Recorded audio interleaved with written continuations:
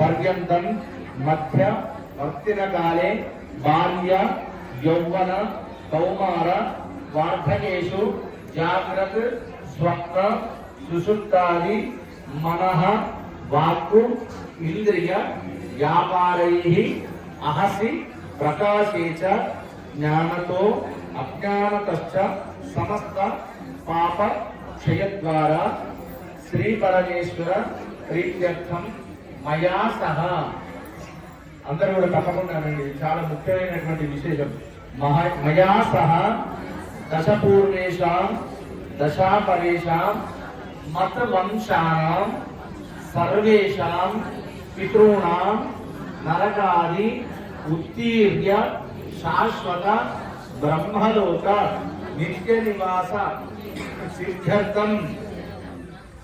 అన్ని దానాల్లో కల్లా కన్యాదానం గొప్పదన్నారు. ఎందుకంటే అన్నదానము, రక్తదానము, ధనము, వస్త్రము ఇటువంటివన్నీ కూడా రకరకాల దానాలు మనకు చాలా విశేషంగా ఉంటాయి, అవసరార్థం ఉంటాయి. కానీ వంశాన్ని తరింపజేయగలిగింది కేవలం ఒకటి, అది కన్యాదానము మాత్రమే. ఎలా అంటే శాస్త్రం మనకేం చెప్తుందంటే, ఎప్పుడైతే మీరు వ్యవహారికంగా మీ కుటుంబాల్లో వెళ్తారు, ఎవరైనా పెద్దలు కాలం చేస్తే వాళ్ళకు ఉన్నటువంటి మనవరాలు కానీ ఎవరికైనా కన్యాదానం చేస్తే వాళ్ళకు బ్రహ్మలోకం శాశ్వతమైనటువంటి సత్యలోకానికి వెళ్తారు అని చెప్తా ఉంటారు.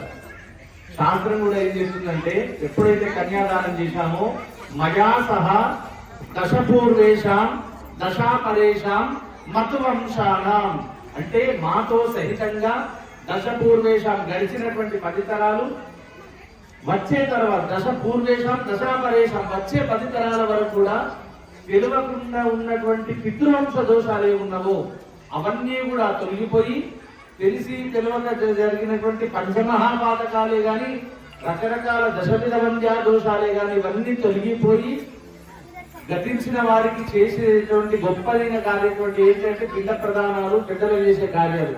ఇవి చాలా మంది ఈ కాల పరిస్థితుల్లో ఎవరు కూడా సరిగ్గా చేయలేకపోతున్నారు. అటువంటి వాటి వల్ల కూడా అనేక రకాలైనటువంటి పితృవంశ దోషాలు జరుగుతూ ఉంటాయి. కనుక అటువంటి తెలిసి తెలియక జరిగినటువంటి సమస్త దోషాలన్నీ కూడా ఈ కన్యాదానం ఎప్పుడైతే చేస్తున్నామో దానివల్ల సంపూర్ణమైనటువంటి దోషాలు తొలగిపోయి వారందరికీ కూడా శాశ్వతమైనటువంటి పరబ్రహ్మ స్వర్గలోక నిత్య నివాసం ప్రాప్తి కలుగుతుంది. కనుక విశేషమైనటువంటి కన్యాదాన సమయంలో మనమందరం ప్రత్యక్షంగా పరోక్షంగా భాగస్వాములయ్యి ఆ పరమేశ్వరుని యొక్క అనుగ్రహం వల్ల మనం ఈ రోజు సౌభాగ్యాన్ని సంతరించుకుంటున్నాం. కనుక అందరూ కూడా స్వామివారికి నమస్కారం చెప్తూ అందరూ కూడా గట్టిగా చెప్పండి, బోలాశంకర భగవానికి